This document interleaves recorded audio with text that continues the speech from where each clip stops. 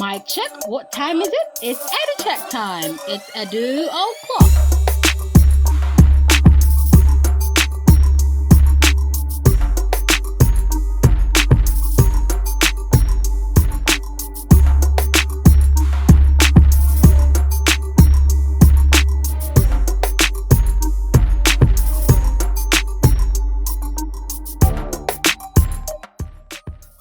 Welcome to Global TV. It's 5 o'clock, which says EDU-CHECK o'clock.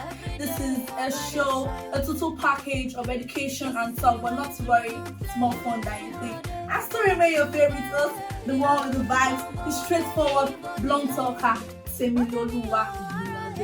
Yeah. So today's show is the journey so far.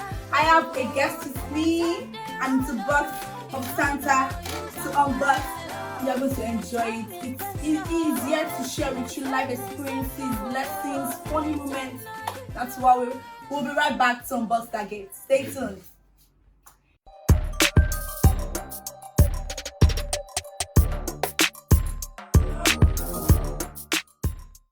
Welcome back to EDU-CHECK. It's time to unbox that box of gifts from Santa that I told you about. Yes, it is still your favorite host, Temiloluwa, and I have here with me a very young handsome man, James Felix Adeiza, from the Department of the Surveying and Geoinformatics, Faculty of Engineering.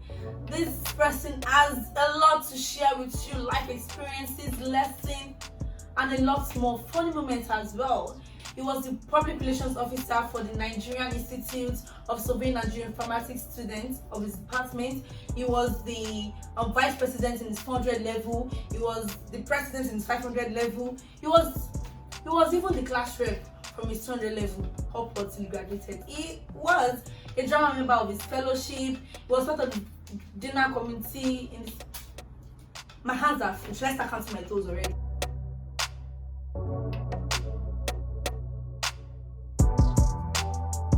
Here with me, we have our guest, James Felix Adeiza. He is the first class graduating student of the Department of Surveying and Geoinformatics. And he's here with us. Hi, thank you so much for being here. Thank you. So, first off, what was the reality clash for you, getting into university as a fresher?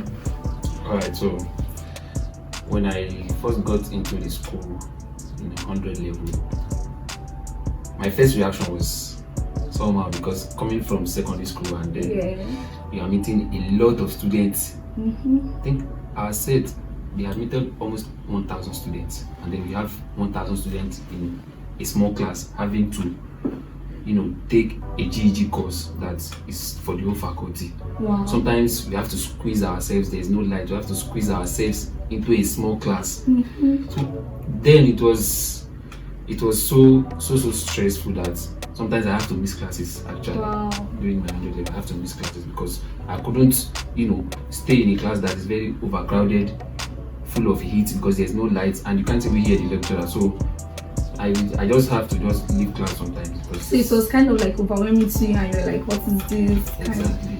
Yeah. So this Surveying and Geoinformatics, was this the course that you wanted to study? No, actually, in fact, my journey into Unilag is quite funny. Wow. When I wrote JAMB, I picked pharmacy. Oh. Yes, I wanted to study pharmacy. That was what I wanted to study right from secondary school. But when I wrote JAMB, because I'm not that good in biology, I didn't feel biology in my JAMB. I filled maths, English, physics, chemistry.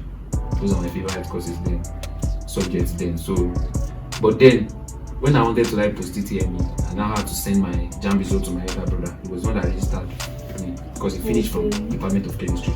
Yes, wow. My immediate elder brother. So when he saw my JAMB result and he was like, Felix, what is this? So I'm like, my result, and he said, you picked pharmacy and you want to study and you didn't do biology in JAMB. That's straight disqualification. Wow. And I'm like, sir, I don't want to be disqualified though. What do we have to do? So he now told me that I should do change of course. And then my results, then I had 220 in JAMB then. Okay. So Unilag is very quite competitive. So I had to come to pick a particular course that is, I know that okay, the cutoff mark won't be high, so that I can meet up. So I had to check the brochure and I unilag zone. I discovered that surveying and geoinformatics is quite, the cutoff mark is low, around 50, and it fits into the subject. and it fits into my subjects too. That was the reason why I picked surveying and geoinformatics. So studying the course, you now come to love it or enjoy it? Yes, in fact, I just thank God that I don't know who directed me to pick the course then. Probably it's God, it's God's grace. But I won't lie to you, I can't study another course outside surveying and geoinformatics. Wow. So you were directed to it, possibly the Holy Spirit in you. Exactly. Yeah, exactly. So how were you able to balance? I mean, you were the public relations officer, your 300 level, the vice president. How were you able to balance all of those positions, being everywhere, and then balancing academics and still coming out as first class student? How? Most times when people ask me this question, I just don't have a definite answer. I'll just tell you that it's God's grace. Because actually it's God's grace. Wow.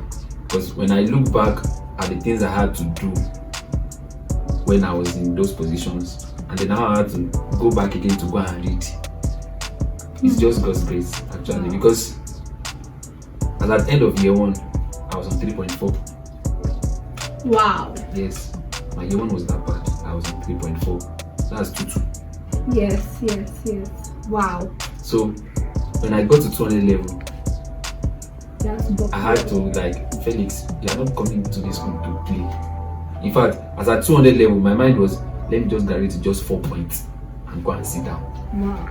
But my first semester, year 2 GPA was around 4.6, and I'm like, so you can never have a first class GP. That was just my motivation then. That let me just be making first class GP. Probably I'll end up with 4 points. That was my motivation then. But then when I started going, and then from there started moving, I discovered that I can't even have less than 4.4 again, and I'm like, wow, let me just keep at it and all.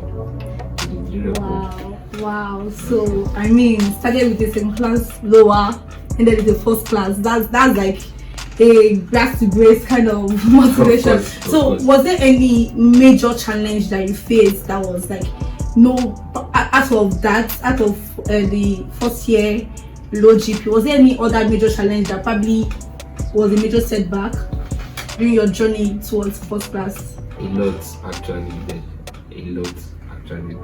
I just thank God that when you have it in your mind that this is what you just want to achieve, no matter the circumstance, no matter what comes, you still you try as much as possible to just keep at that goal. That okay, this is where I want to go.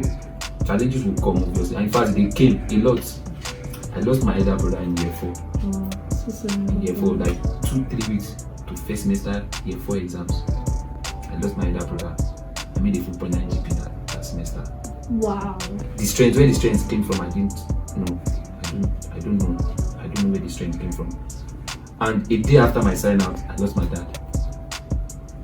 So the emotional trauma and pain had a lot of effects on me. I wasn't even concentrating when I was doing my project, because I was not done with my project. And when I lost my dad, I wasn't done. So I had to just struggle. I had to come to school a day after we buried my dad.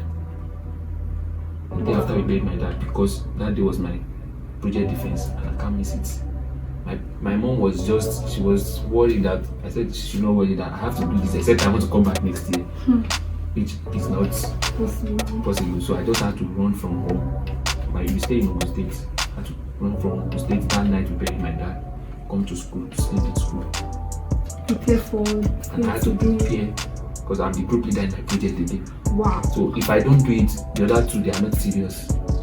So if I don't do it, they know that they can't graduate with first class. And me, I had something I was pursuing. Yeah. So it's either I do it, all of us fail, and they won't mind. So all those things, I just had to think and then be like, no, Felix, you just have to come and do this. Then I had to come, prepare. My project went well. My project defense was fine, and everything just. Wow. So was there any motivating factor, or probably a quote or something that just kept you going amidst all of this? Yes. Okay, like I said earlier, immediately after I saw that I could make the first class GP. In fact, if they had told me, because in year 1 I didn't make, my first semester was 4.0, second semester was 3.0, so the aggregate was 3.4. So I was like, I cannot do better than this.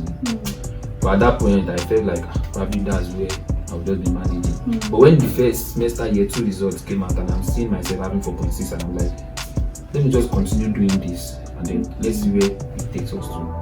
So that was self-motivation. I have a lot of my friends that pushed me. Wow. Yes, they were there that Felix, whatever it takes, you have to just make this, and I'm like, I'll try my best. He said, don't disappoint us. I said, don't worry, I'll not disappoint you guys.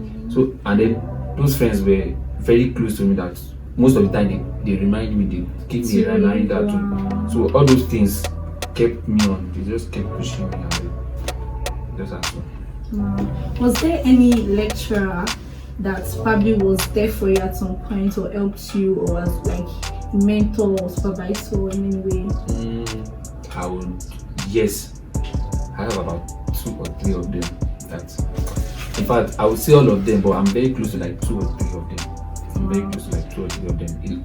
In fact, they usually call me lecturer's child in the department, because there's no lecturer that you mention my name to in the department. I won't say yes. I won't say that boy is my boy.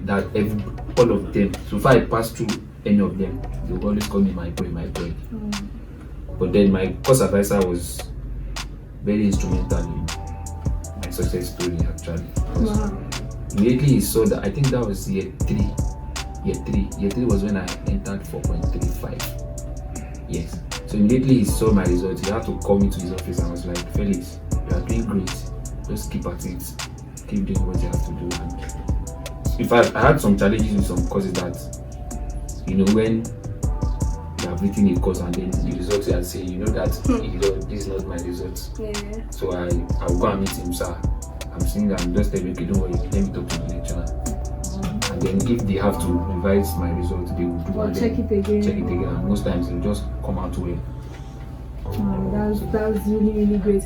So I missed everything, and then you being the president, vice president at those stages and those points, was there any other thing that you were doing, probably like a business or a side hustle or something like that? I don't really have a side hustle per se, but what I was using to sustain myself back then was student assignments. Oh, you understand what I'm saying? So when probably we have an assignment and then I notice that I know some kind of students in my class don't know what to do it, and I know they have money. It's not their fault. If they don't want to be serious, they let me be serious and just give me the money. So that was one of the major things that I used to survive in school, aside when my siblings have money to give me or when any other person wants to give me money. But besides that was my major source of income in this school. Sometimes I will just be praying, this lecturer give us assignments, because I know money will come from it. Wow. So aside from that now, is there anything that you are most grateful for to the school, that probably you learned something very, very important when you're staying in school and just feel like this is going to help you in life? Yes, first and foremost, I would most be grateful for the fact that I was able to serve in different capacities inside the school. And then, the school is obviously an enabling environment actually. So the fact that I was able to hold leadership positions, they really structured my character. It really had a very great effect in how I think these days, how I do things these days, because I'm somebody that is a bit temperamental, and then I'm somehow stubborn too. Yes, I am. Taking to the fact that where I came from. So, but then when I started moving with people in school, different characters, different people and then I'm a leader, so I have to accommodate most people, especially in my class. Especially in my class. We fought a lot in my class, but at the end of the day, I always find a way to resolve everything, and then my classmates will be like, Felix, how did you do it? I just thank God that I was able to learn a lot through my leadership positions in school. That's really great. So what's the plan for life after school now? Well, I have about 2 or 3 plans. Oh, okay. So my plan A is we are going for NYC now. I want to use my NYC to have work experience. And then from there, I'm from my master's straight. Not in Nigeria though. Not in Nigeria. So Okay. if I ever have to consider Nigeria, it's just for me to go and write my professional exams. That's my plan B. Just go for my professional exams. That's SOCON, Surveyors Registration Council of Nigeria, to become a registered surveyor. Probably would have been hearing of that before. So if my master's doesn't work as soon as possible, as I've planned it between now and August next year, if it doesn't work out, I'll just enroll for that. My plan B. And then if that will work actually. Then that's it doesn't. It will work by God's grace. They are hoping it does work. So thank you so much for agreeing to interview us and share with us this life experience and this lesson. Thank you so much for this interview. We are very, very blessed to have you. Thank you very much.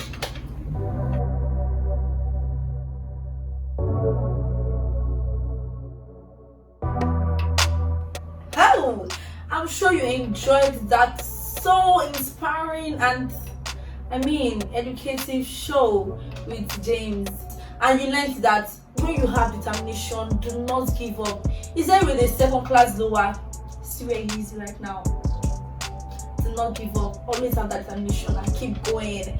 So thank you so much. See you out there for listening, for watching this, and it is still your babe, your straightforward and blunt worker Temiloluwa. Until next time, same day. Thank you to our members of production team, thanks to our producer. So till next time, bye.